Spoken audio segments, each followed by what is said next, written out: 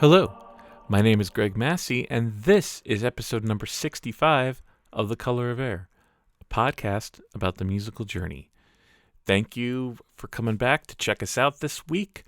I'm kind of continuing on with my guitar-focused set of interviews, and my original intention was to get all of these out in the month of April. That obviously did not happen. So, we had Terry Sirak on, and then we had Kevin Hufnagel, and then I wanted to focus kind of one of the up-and-coming guitar guys I've seen, Senem Palmer. And I can't remember exactly how Senem got on my radar. I'm pretty sure that kind of like other people I've met and also interviewed on this podcast, like Nick Hudson or Alec Head, he probably friended me on Facebook or Instagram, being because he is a fan of Maudlin and Keodot, and but whenever that happens, whenever people add me, and I'm I will kind of see what's going on, like see their posts and check them out, and I was really blown away because Senem has got this he's really gifted technically on the guitar. He's very technically proficient and can shred with the best of them. But, more than that, he kind of takes that shred stuff and kind of adapts it into what he calls shredgaze in his band Crispin Wah. And, and it's where there's a lot of, electronic elements to the music, a lot of effects. And it's just like he just creates these crazy soundscapes, and the driving force underneath of it is his technique and his abilities on the guitar, and I really really love that. So it seemed like a good chance to sit down, talk with him. I wanted to find out his history. He's really into like it's funny. He's younger. And he's really into like the Shrapnel guys. So I was kind of curious how are young people discovering Shrapnel shred guys, But it was cool hearing how he came up, how he developed, how Crispin Wah started, and also based on his posts, I see that the music scene in Atlanta seems like very diverse and very vibrant, even throughout the pandemic. And so it was a good chance for me to ask him about that because it's something I've been curious about, But yeah, I love Senem. He's a great dude, great player, great composer, and it was a joy to sit down and talk with him for a bit. So now let me introduce you to his music, and this is from the most recent Crispin Wah record called Bleacher Creature, and this track is called Grandstand.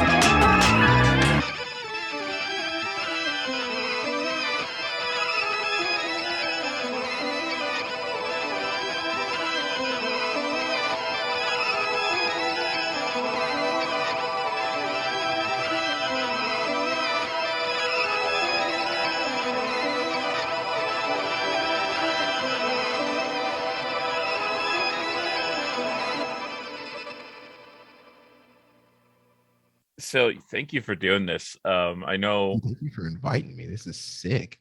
Well, it's one of these things where like I forget exactly who it was. I'm pretty sure it was Ron from KO Dot. I remember because he was just like, "Oh yeah, you should check this dude out. This dude shreds." No way, dude. Get out of here. Yeah, That's I forget. I think it was him. And yeah, so yeah, so I mean, obviously, we've been friends on social media for whatever it is, but I've been yeah. watching over the years, and like I'm just like, man, this dude shreds, and it just makes awesome noises, and so it just makes sense to like, oh yeah, let's get him on. I want to hear what's going on in his world. All right. Yeah, dude. I got you. I got you, cuz. All right. Fuck yeah. Yeah, Because no, I mean, with that being said, like, a huge fan of I mean, given I guess it's really in the umbrella of Toby, but like, fair KO enough. Dot, Maudlin, like any of the alumni that has come out of that, I feel like I take a little more effort sometimes to like see what's up in their endeavors. And even if it's like a vast catalog of shit that like it just connects through, it's still just like, all right, there's a lot of cool shit just to like be heard. And just, you never know what you can come across, because then I find you doing wrestling stuff and I'm in a wrestling themed band, and it's like, God, what are the chances? Like, we like, Yeah, like we love Metallica, but here we are watching AEW shit, or like, I don't know, something. yeah. Well, I mean, that's awesome. Yeah, the yeah, I was gonna say the wrestling thing is another aspect we can bond over. To be honest, I'm not as versed in wrestling, but it's just such like now I'm getting slowly succumbed back into it. It's just like, whoa, like I forgot how much more is there now. Like this, yeah, boy. Well, and like I think I told you before, it took me an obnoxiously long time to figure out the pun in your band's name. And I feel so stupid because of that. I'm just like Crispin Wah. I'm like, so I'm thinking Crispin Glover. I'm thinking Wah pedal, and I'm just like, and No, then dude, it took a second. I'm like, wait. it's so funny you say that, because every time like somebody's like, "Oh, what's your band?" I'm like, Crispin Law, Crispin like Glover, and Wah like a wah pedal. That's a go-to pitch right there every time. So like you're good. You had it though. You literally had it. So at least give yourself that, because especially when it's like one of those things like the no member or anybody that's in like relative to that sphere is like gonna be like, yeah, it's like this. It's like, oh, okay. And then, go from there. But Okay. Um. So yeah, like so to I feel weird when like because I feel like when I'm talking to somebody new, I'm always like, all right, so take me back to the beginning. What's going on? No, but seriously though, I'm kind of curious because uh it's a weird experience for me because, and I've said this many times before, but I grew up on the cusp, like of the 80s and the 90s. Like that's like so I was coming to my own as a guitar player in like 91, 92, mm, and then it's just like, oh hey, guess what, we don't like guitar solos anymore. yeah. It's like with all that stuff, and so all the shred stuff kind of got thrown to the wayside for a long time, and so I'm just wondering how your experience was in getting into shred stuff. Oh man, Or how cool. it's, I guess how it starts, I don't know, go. Yeah, no, there's a pipeline for it all, because like I guess like it's kind of funny you say like you were getting into guitar like 92, 90, 91, 92, and then like I was born 93. So it's like, all right, here we go. Yeah, Next generation, like blatantly right there. yeah. But like I guess like I started playing guitar when I was like 11. My parents got me a guitar. I didn't really like want to do it because I didn't chose to play. It was just given to me like as an extra thing, and I was like, I didn't have any say in this, so like, or whatever consent that a kid can have to a child or to a parent. um so I picked it up for a little second, didn't really feel it, left it alone off to the side, let my acoustic gathering dust. Then like one day I picked it up and then I pressed my fingers down. I was like, oh, this is actually kind of cool. Like, there's a little something to it. Um, then I got on lessons and all the other stuff, and I had like two teachers. One dude was this acoustic guy named Terry Ryan, but then eventually I picked up an electric, and he was like, well, I could still show you stuff, or I can refer you to another dude. And then he referred me to another guy. His name was John Smith. Shouts out to John Smith, because he also was down with like all the shred stuff and stuff. I never really was super invested into that, but I was getting slowly into that. And I like hang around the guitar shops, be encompassed around like the guitar culture and like all this other stuff. And your flashy guitars, just thin necks and like just flashy appeal and then shred. Like, so like, but it was like the music I kind of got into at first when I was like in middle school, that was guitar adjacent, was like classic rock bands like The Doors, Cream, um I guess uh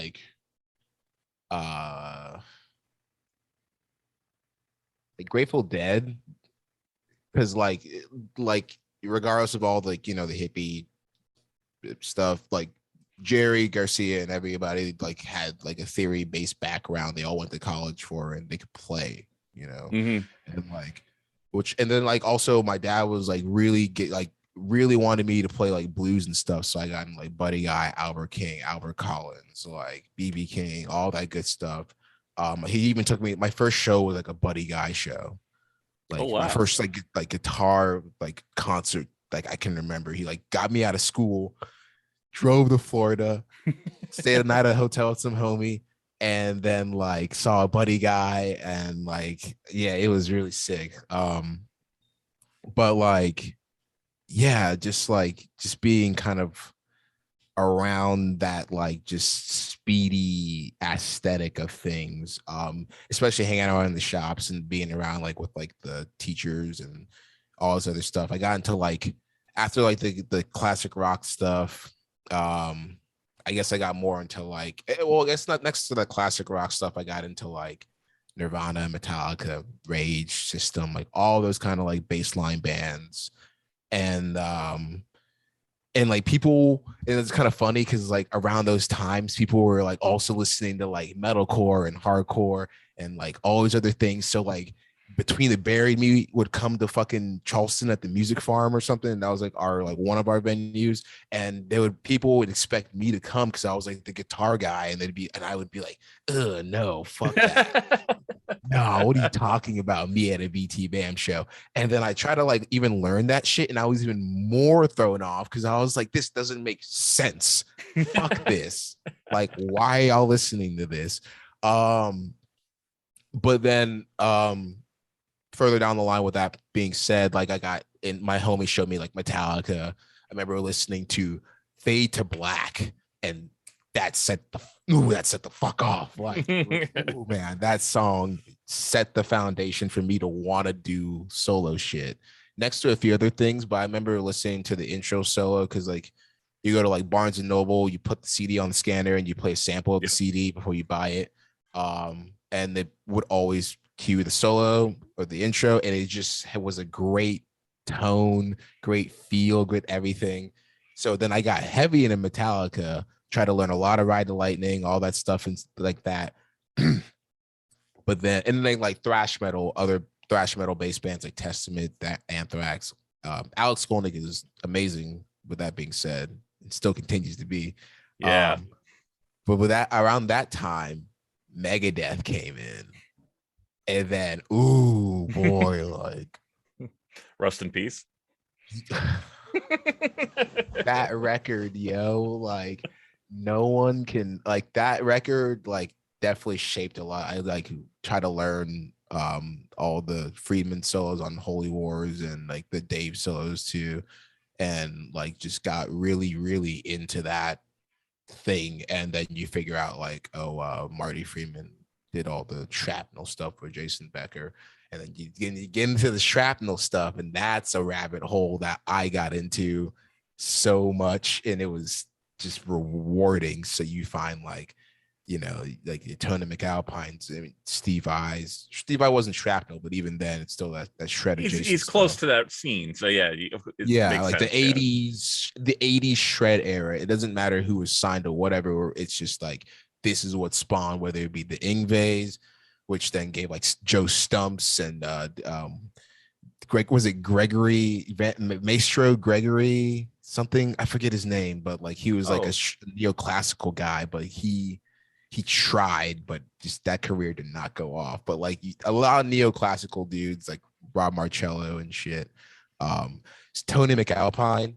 Seen Tony McAlpine like 3 times. The last time I saw him, I opened for him. Crispin Wah opened for him. really? That was that was an interesting show, but it was fun overall. Just like third time's the charm, right? Hmm. Uh, but what else? What was it? Michael Lee Firkins. If Yep. you ever heard of him, Yep. yeah, he did some of that stuff for Jason Becker too in the in like was it the 80s, Probably. Yeah. 90s or something. Yeah, I wasn't as well versed in the shrapnel stuff because, like I said, not only was it just like when I was growing up, like that people were just kind of like on the whole shred thing, but also I felt like shrapnel was relegated to like this one page advert in guitar magazines, I kind of looked at it and it looked like you know, I don't want to say desperate, but like it looked like, guys who, which is funny because I look back on it and it's like they had guys like Joe Lynn Turner singing, and Glenn Hughes did some stuff on it. I love Glenn Hughes, but at the time I just assumed he was a washed up rock and roll guy, and Right. this is where they go to Like shrapnel. And this is where Shrek goes to die at yeah, some point, but it also thrives. So yeah, like exactly. it's this conservative pocket Yeah, that somehow maybe might get, if not a gig, maybe some kind of money. yeah. It was weird. So like I had this weird vibe about shrapnel for a long time. So hearing you talk about it and like and finding cool stuff there, like it's just recently that I've gone back and I've listened to like, yeah, especially the Friedman stuff, or the Friedman Becker stuff, the cacophony stuff, and Yeah. it's, yeah, just Greg Howe definitely is one of those, like, because he was a fusion guy, like out of most of that stuff. He was kind of like showing a little bit of a different marketing kind of limelight, but like everything that dude did after I guess the second Howe record when he dropped introspection, like I had like this fixation on that record because it was just such a clean ass record. yeah, Like the tone was immaculate, the playing was fucked up, the phrases were like just out of this world, like just wild ass shit. And yeah, records like that really just like set me off and just like trying to just figure out what the next step of whatever. And then like that was like I want to say like around like I guess before, especially before a lot of things before 2010 or 11 was more in that developing period of the shred stuff, okay, like really getting into that kind of like that kind of music for sure. And so I guess, and then for I guess for me by then, by 2011 I was like 18, 19, and that was also the year of all the breakout gent bands and progressive metal, which then like showed so much of like the internet and showcasing of communities internationally. So you find all these solo shred projects like Chimp Spanner and like what's it called, intervals, like way back when. Now those bands are like still obviously doing music or something, but it's just crazy how much time has passed by and like the work that these people have done, and just animals, leaders, periphery, all yep, that shit. Like how much of the internet has fueled these people's endeavors. I guess the grandfathers of their music, hmm, and if not those people in that gent shred shit, then like a lot of the prog people that have like had their come up off of those beginning years, and how now that it's adjacent to like a lot of other people, like or just like how even those people obviously are just humans. That we're all working class musicians, regardless if you're on a tour bus or not. But like, it's just we all have this admiration for music and just like whatever corner pocket of whatever world. Because like, there's people that still go down and play shows in Texas, and they see Ron Jarzenbeck in the corner, and they're like, "Yo, that's Jarzenbeck. Why is he here?" I mean, we're the ones on stage, but like, Jesus fucking Christ, this like. That's the dude. Yeah, that's the dude. Like, it's just music is incestuous. Yeah, there's just so much to just grab from whatever pocket, whatever generation. And it's just so much fun to get into, because then whether it be shred or just something that's just musical to whatever your ear hits to, it's just all just great and encompassing. Like, it's and even then, shred can be a polarizing term on itself. But it can, I guess people like us have, put ourselves in so much music that we, whether it's fast notes or slow playing, we like it all. Yeah, it's well, as I got older, and my hair got whiter, I realized that Gracefully. yeah, I'll take that, but I won't agree with it. But no, but seriously, like, you just learn like the divisions, like genre, like any of that. It's just like it just becomes less and less important, and it's all just kind of bullshit, really. I mean, We and like what we like. exactly, you like, it's just because but I get it, because I mean, like, when I mean, I can't speak to your experience, but when I was a kid, it was kind of like, it's like if you're a metal guy, it's like, oh, I got to be a metal guy, and like I gotta like fly that Yeah. flag, and it was interesting because I was talking to my uncle-in-law, who is British, and grew up in the punk scene in the 70s, and I, and I remember telling him, like, because I was kind of like, well, we were talking about something. I think we were talking about disco for something, and I was just like if you look back again, for the longest time, I'm like, I can't like dance music. That's stupid. But I love disco now. But yeah, right. but when you go back and you hear about the stories about how disco was really a big part of the LGBT community of the 70s, and when there was a lot of those death to disco things that had a very almost kind of anti-LGBT stance to it. Well, if not anti-LGBT, then also like anti-black as well, because Oh yeah, thank you. Yeah, definitely. Yeah. it's like, because it's like there's there's just the discourses that of music history that we always have to go on, because it's always in a revisionist thing, like especially as of now, like we're at a pretty rapid technological advancing rate, and whether you have to grab points from Metal Gear Solid 2 or not, Yeah. it's just still like mimetic based cultures have influenced a lot of culture, because it's all just how the way it's amalgamated. And when in that as I said, just like this revisionist thing within music history has affected that deeply. So like every single day I have to see some discourse about like techno not being curated by black people in Detroit. And it's not that it's like obviously it's not that they're trying to pound it in your head. It's to have a awareness at least, Yes. because you don't understand how much music and culture has derived out of this. Even though I understand the ever looming sentiments against it, but like understand how much has just rooted itself in just, there's just so much to be into. Like, Yep.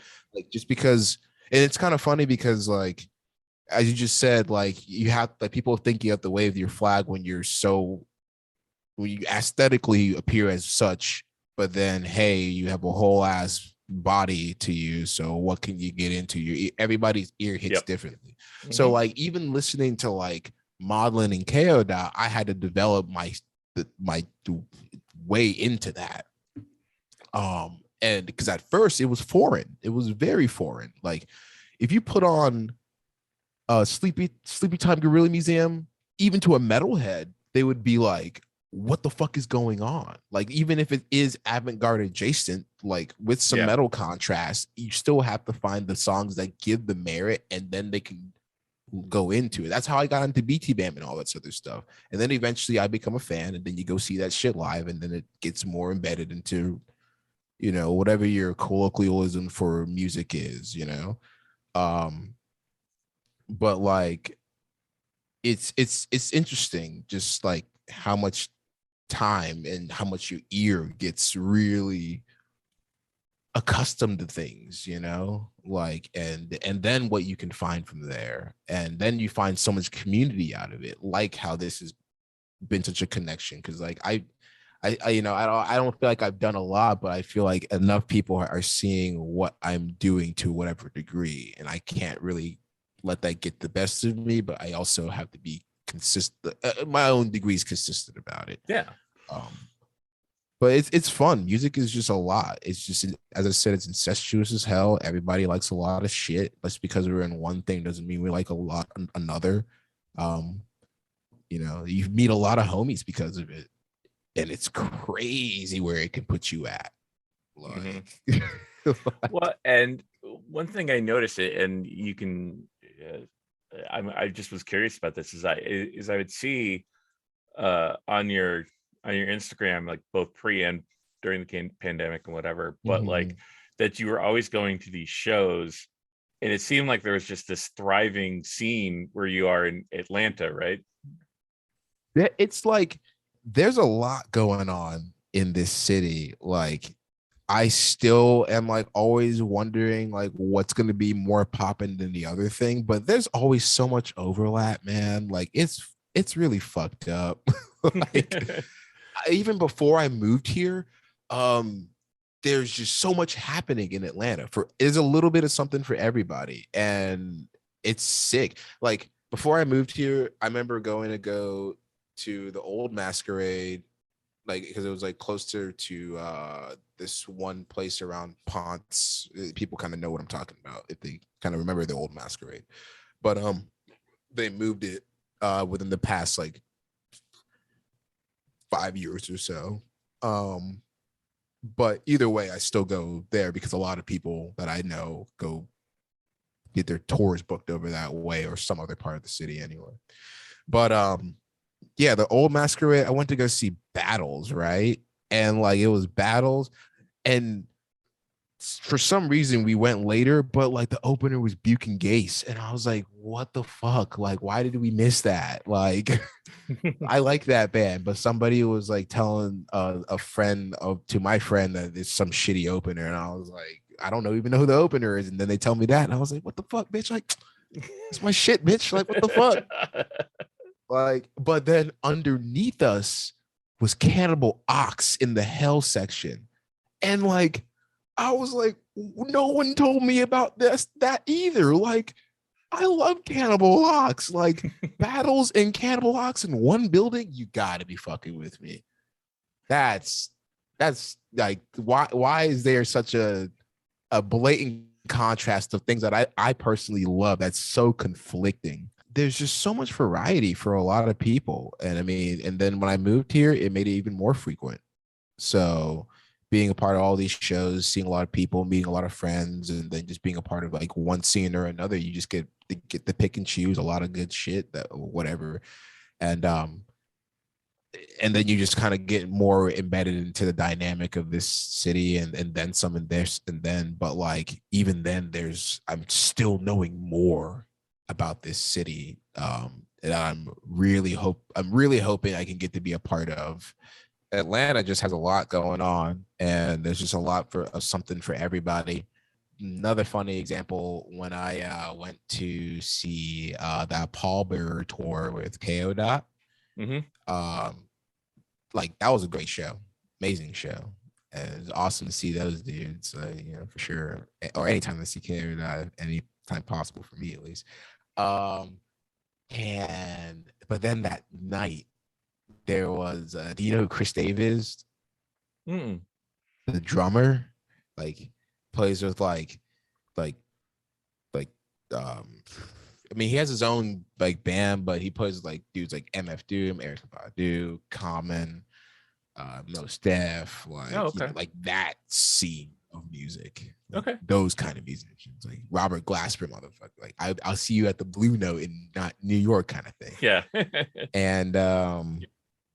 And yeah, that is sick. But like he was playing at this like one club that's like a neighborhood like jazz hangout in the West End area over here, called Gallery 992. And I missed his like little performance, but I did meet him for a brief second, got a little picture with him. Saw like and people like also like do fill-in jams over there. So every Sunday, they like there's a house band that gathers up at the gallery, does a killer improv set, and then they let people just fill in the little gaps. But like it was kind of the same format that night.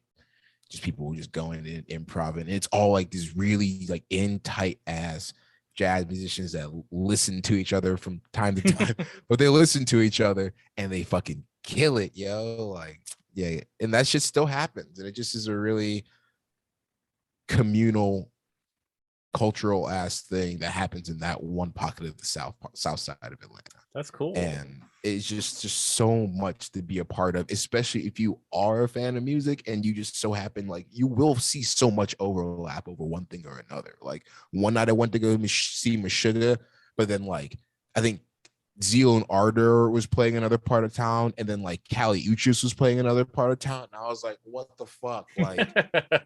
Like yo, that is, come on. Like I might go see Fit for an Autopsy this coming month, and then next door Nile was playing with like Sanguisugabog. Like it's a party, yo.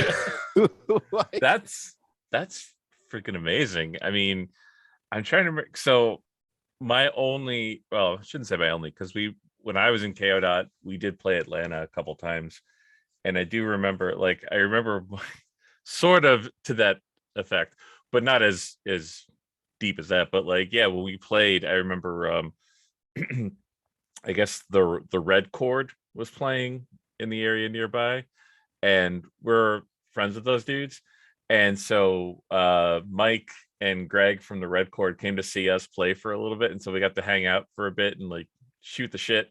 And so I was just like, oh, this is awesome. And like, that was my Atlanta experience, but that and smoking on stage. Oh dear, yeah, right. Which you can't do anymore. I mean, depends on the gig, I'd say. Well, that was the one where I put like the cigarette in the headstock a la Van Halen. I felt like a fucking rock star for like 2 seconds, and then I'm like, wait a minute, I don't play rock star music. Only maybe a very, very select few places in this city might allow you to get away with that, especially if you're outdoors. The secret is that's the loophole. Yeah. Or if you're at a rap show and you're like, hey, I was bound to smoke something.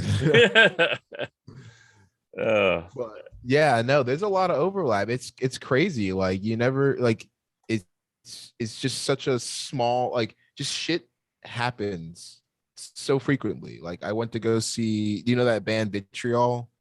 No, I've never heard of them. They're like a really like a really heavy death metal band, but they're really sticking. They're from Portland, but then they also played like a one-off show from their like Dying Fetus tour last year, and like one-off was at this one small place called the Earl, but the Earl tends to have a lot of really awesome shows as well. But yeah, they played at the Earl, and then there was another band from Portland called Bystander that was playing there as well the same night, that they got double booked over together. And these bands have never played together in Portland, but they've been in the same scenes. But here they come to Atlanta on the same stage out of all the stages in the goddamn world.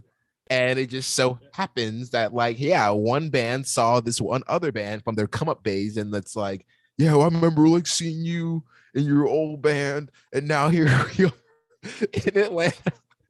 So it's a crazy small world when a city like this can curate a lot of the craziest overlap. Like I went to go see Defeated Sandy one night, then Currency the rapper was playing next door, and me and Defeated Dudes went to go see between the like death metal show and Currency because they never seen a rap show like that before, and like Currency show was smoked out, and it was just cool just to be like, yo, this is what I can get to do.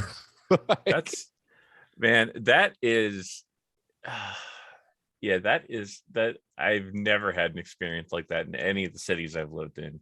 So that's fucking beautiful, man. That's really awesome. A lot of homies that come through this city. Like, it's wild, man. Like you just never know like who or what you can meet or do. Like even before I even lived here, I remember going to see like Abbott at the old Masquerade because my friend was playing drums for him, and it was just like, damn, like you're touring with High on Fire. This is cool. Like, like you just chill in the dressing room with Abbott. Like, all right, like I never would have thought, but here I am, right? Well, it reminds me, because we grew up not as children, but in the scene, obviously Malden and K.O. like we grew with like Dysrhythmia, the Hold the Octopus, all those New York guys. Like we were all friends with, all been tight with Colin, and we went, and I remember when it was funny when like Colin and Kevin joined Gorguts, and it's just like, what? And then and actually it wasn't even the Gorguts tour, actually, I'm sorry, it was when Dysrhythmia got on tour with Cynic and who was the other band? I didn't see that tour, but I think I know what you're talking about. Intronaut. It was Cynic, Intronaut, and Dysrhythmia, and I was just like, what the fuck? And it was just like crazy, like going in and like going to say hi to Kevin and Colin in the dressing room, and like there's fucking Paul Masvidal, and it was just like, and I teased my wife because she's a real big Cynic fan. I was like, oh, you should go say hi to him, and she was like super nervous and she didn't want to do it, and we kind of like pushed her to go say hi or whatever, and she was embarrassed or whatever. I'm like, haha. And then I went to go meet him, and I was like even more nerdy about it. I was just like, oh, you're Paul Masvidal.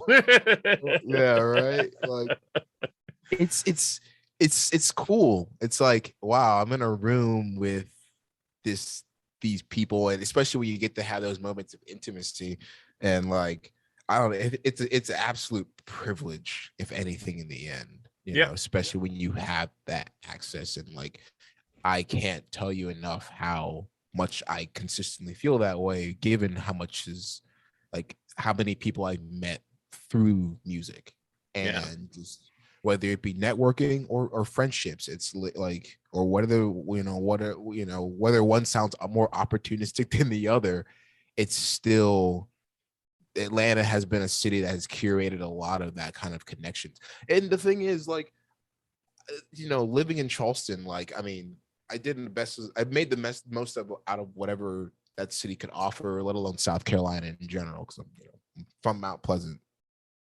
which is part of Charleston, but still. And when I started going to shows, like I guess like my first metal show or my first heavy show was Megadeth, and that was great. Like United Abominations, when Dave still had his voice in like 2007, I think, or was it 06 or something? Whenever that album came out. Yeah, like, I'm trying to remember. Yeah, it's definitely around the time. Maybe 05. Maybe 05. Maybe. Who knows? But like around that pocket of time. I just want to jump in to say thank you for listening, and here are the ways that you can support us. Subscribe to The Color of Air on your favorite podcast app like Apple, Stitcher, Radio Public, or Spotify, and be sure to rate and review.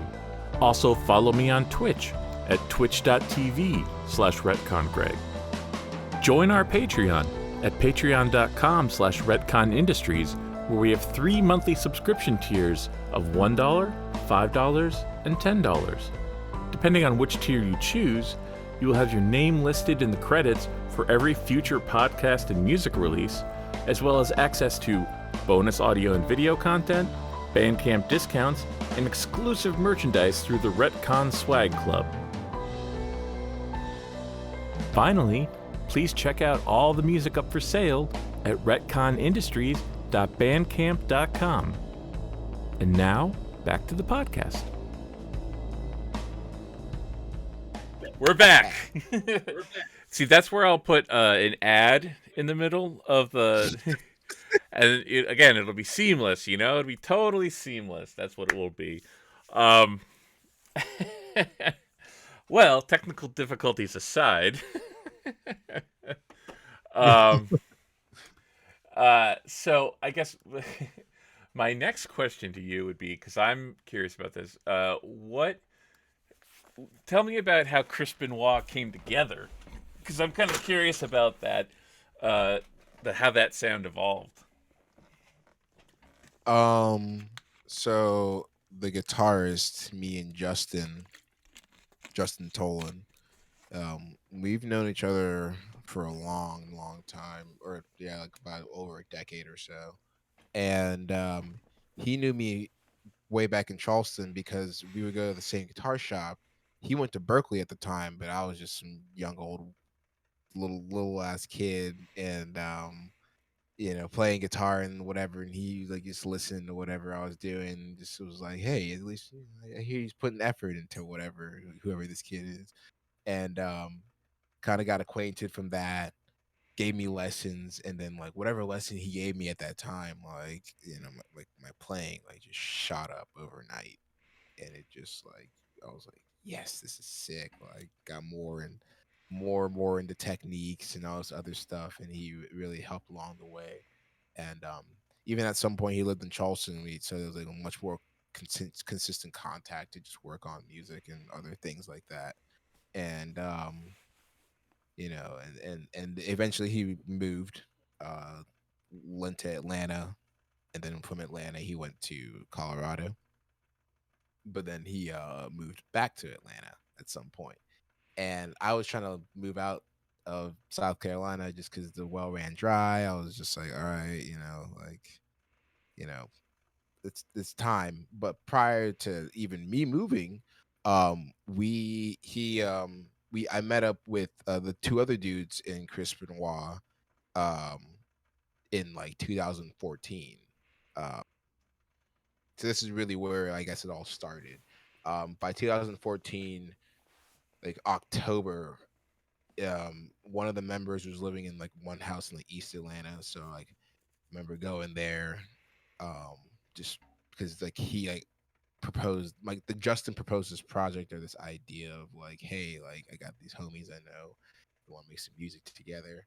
You should come to Atlanta, just throw down on some tracks and just just try see what's up. Just come make some music with us. And I was like, okay, sure, why not? And so planned my trip up, went with a homie. He dropped me off in Atlanta, and within like met these other dudes. And within like the first hour or so of even meeting like these dudes, we just like I just set up, made samples, and just hit it off. Like we just chilling, hanging out, making all this music within such a short amount of time. And it was sick. So a lot of that stuff like eventually became like what was on our first few EPs. But and they were also in a project involved with the project as well at that time, called Indeed Face, that was connected with this one studio called Five Points Bakery, um, that was like ran by this dude DJ Burn One, who used to work with, like Gucci Mane and all those other rappers in the city. Oh, cool. And like ASAP Rocky and other guys like that. But like or like Bubba Sparks, I think. Yeah, like people like that. And they like had a like I remember like that time was like coinciding like with my visit, because those dudes before we even were Crispin Wah were playing in that project. And we went to this rap festival that was happening around the time, called A3C. And it was at this venue called the Department Store.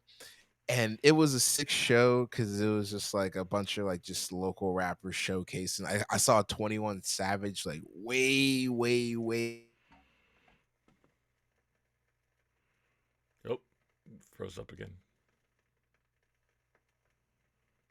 happen that night. Like it was just a smoked out, like wild ass time. Um and like I guess like weird like little drug related stories are cool on here, right? Yeah, totally. Yeah, little quick, but I ate an edible that day. And yeah, I ate this like edible that day, and like man, like fucking like my head was just like all over, especially with mixed in with going to this like big old rap event, and I was like, I am so out of my element. And then there's also like this band trying to play, and like everybody's just smoking and whipping out pistols and shit, and I'm like, yo, this is wild. Like, okay, like I'm in Atlanta, like hot damn, like what a city. And yeah, and it just like, through experiences like that, it just like added more to just like us just spending more time in making music. And also with that trip, the first time I met these guys, we like also rented out a cabin somewhere in like the woods up in some part of Georgia, and just made a bunch of music and samples and stuff, and just a lot of that shit just came out to being part of the early Crispin Wah stuff. Um, Given we didn't know what exactly we were making or doing, but like, we as soon as you pick up a little bit on some theory and some pedal know-how, then you probably can recreate some of that stuff. But a lot of that stuff was definitely just like shooting in the dark and throwing and seeing what's up, and then that really did turn into some pretty cool stuff. That's awesome. Well, I loved listening. I was refreshing my memory on it a little before I got on with you, and it's just like I love the vibe because I just love that. I don't know. It just I'll ask you to define shredgaze for me again, but Yeah, yeah, yeah. but but before that, it's I don't know, just the vibe of it. Just I love. I mean, I just love it. It's so cool, Thank you. and it reminds me a little bit. And it's funny you brought up Steve Vai earlier, and it reminds me a little bit with all the effects and everything. It almost kind of reminds me of that the what is it, Tiny Ballerina off of Passion and Oh, Warfare, dude. where it's like If I if I ever get my hands on that Digitech harmonizer shit, oh boy, it's fucking on. Like I feel like I have like there's been like I think I like came across some kind of Digitech harmonizer thing, and I posted like a little Instagram clip of that, and I was like, guys, like, but I mean, I think actually it was like fucking around with my friend's Axe Effects, and then it had that effect. Then I was like, yo, like here it is, like. But well, yeah, that shit's fun, you yeah, know. it's a cool vibe, and just like and you're um I'm envious of how clean your picking is, and so and that just Get out of here. oh dude, I my technique is shit. I'll be honest with you. Like I Nah, tried to dude. be a shredder when I was a kid, and it didn't take. Um, or at least not in the clean way. Nah, dude. Fuck that. Well, but Like, legato I'm but okay still, with. yeah, yeah, Legato I yeah. can You, do. you, you Yeah, got it. yeah, You trust legato. me, man. You still got it. Like, there's Oh, thank always you. potential. Like, But seriously though, but I really love that vibe, and so but yeah, like I love that you call it shred gaze, and I was just like, all right, I get it, shred plus shoegaze, but like what was kind of the intention there? Like, what do you? I don't want to say what are you trying to create, but like what? How would you define that for someone who's doesn't know? I mean, yeah, that's pretty much like the general basis of it. Like, um, I guess, and especially I guess for me, it's yeah, it's as simple as pitching it like that, but it isn't like it's like it isn't like, oh, the shred gaze life, like or anything like that. I mean, you catch me more in other pockets of music, especially live shows that people like are like, "Oh, I didn't know you would be here," but it's like, yeah, no, metal's just my forte. Or if I go to something that's more offshoot than metal, like I went to a Caroline Polachek show the other week, but like, and that was awesome. But like, I don't listen to a lot of art pop like that, even though I do love like things that are like adjacent to that, or like even things like like PC music like Charlie XCX, or like Girlfriend of the Year, or like just shit like just music. It's just there's just so much music, and then and the music that we make kind of shows that a lot, and it just where you can have a lot of hip hop, electronic, guitar, things that aren't even trying to mimic guitar, but we are using guitar. That was kind of like the basis of it, where we just wanted to be like, yeah, we can sample our guitars and then make some stuff on top of that, and that's what kind of came a lot of it, just because we're at that point where we can do that. Like, I don't, that's not taboo. That's just making music. Like, um, so yeah, we wanted to just do that kind of premise, not really doing. I don't really think of it as something as some like anti whatever. It's just curating its own culture, and then this is what we have to offer. And I'm pretty glad about what we've created thus far. We're working on more stuff slowly but surely, but it's still giving it like just like I still think we're giving it definition for sure, and really band that's trying to make their own kind of like imprint on whatever. But I just, yeah, I can't wait what that kind of amalgamates to, especially once we kind of have more of an I once I especially once I get more ideas in my head about composition and stuff like that, and just see what kind of goes from there and what we can work on, because like we're always in writing phases, Yeah. always trying to make samples, always trying to make this, then a third, and we have more enough of the technology to do so. And like, all these plugins, all this hardware, like whether I'm using my Helix or I'm using like some guitar MIDI shit, it's just there's just so much to create with. It's overwhelming. It's Yep. really overwhelming I know. and annoying. Really fucking annoying. God. And expensive. Yeah. Yeah. It's I don't know why this popped in. I think it just you triggered a memory for me when you were talking about sampling guitars, where I was remembering my guitar. Unlocked memory. Yeah, my guitar did get sampled once, a long ass time ago when I was at the National Guitar Summer Workshop where I was working as an intern. One of the Mhm. dudes who was there, um, like heard me practicing, and literally all I was doing was just a stupid harmonic minor thing, like this. Like it's all I was doing. Simple ass stuff. Yeah, just practicing, and he's like, "Dude, that's awesome." He's like, "Can I sample that?" I'm like, I had no clue that I had no idea what sampling was or anything. Like I heard the name, but I didn't know.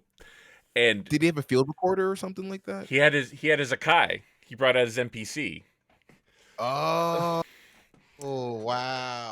I had Sick. I did at the time I didn't know what it was. I just saw this big box that he was, and he's just like, and he just literally plugged my guitar into it and said, "Just play that a couple times." I was like, "Okay." Yeah. So apparently on some track somewhere, if you hear a that's Yo, I mean, like, it's just crazy. I mean, see, there you go. Like, you never know where your music can be, where it can go, or yeah, what people are doing. Like, yeah, it's just crazy, just so far to see where it has come. Like, and hopefully maybe even more to come too as well, especially given with the projects that I'm hopefully getting a chance to work on. And if I get to work on diligently, then yeah. Well, just good will come out of that. well, Well, it's just like crazy, and yeah, and taking us. and I love when the way you're the way you talk about that, because it does remind me too of, like, that was kind of the big lesson for me in doing wrestling music was was learning how to write in different styles, and you know, uh, you know, it was just a beautiful thing, and like yeah, I think that expanded my musical horizon a lot, just because like I had to listen to things I had never really listened to before, because they're like, no, this is what it should sound like. It's like, okay, well, let me try and figure that out. Mhm. And I remember it was funny, like I was working on a hip hop track for somebody, and Mhm. I'm not the greatest hip hop producer in the world, obviously, uh, but I sent him a track, and he's just like, "Oh, it needs to bounce more," and I was just like, what?" And so then I, Like, what the hell do you mean? well, I don't mind admitting this because it's the nerdiest thing I've ever like. I Googled how to make your hip hop track bounce. Oh, for the white guy show up and Yeah. yeah, there we go. Yes, sir. And but I mean, sure you enough, gotta love it. it brought me a It good worked. tip. It worked me. It brought me a thing, and he enjoyed it. So there you go. But Yeah. yeah. So but yeah. Oh, It's all resources, man. Like like don't no one's gonna be like, there we go. There. yep. Sorry. Yeah. Oh, there we go. Problems all over. It's But okay. hey, it's technology. We'll figure it out. I love this. I love But it. I love the. so this is a it's yeah it's as good as it can get with we're doing good. We're doing good. Yeah, we are. I mean, it's fine. Um, well, no, but one thing too. I try to do like bonus content too for my stuff. So what I'm going to say first, this is going to be the cutoff for the podcast that everyone's going to get. So I'm just going to say thank you so much Mhm. for being a guest. I appreciate that you taking the time to Oh, hang out with me. This is so cool, and uh, I'll be promoting your stuff all in the text and everything. So yeah. hopefully people will buy your shit.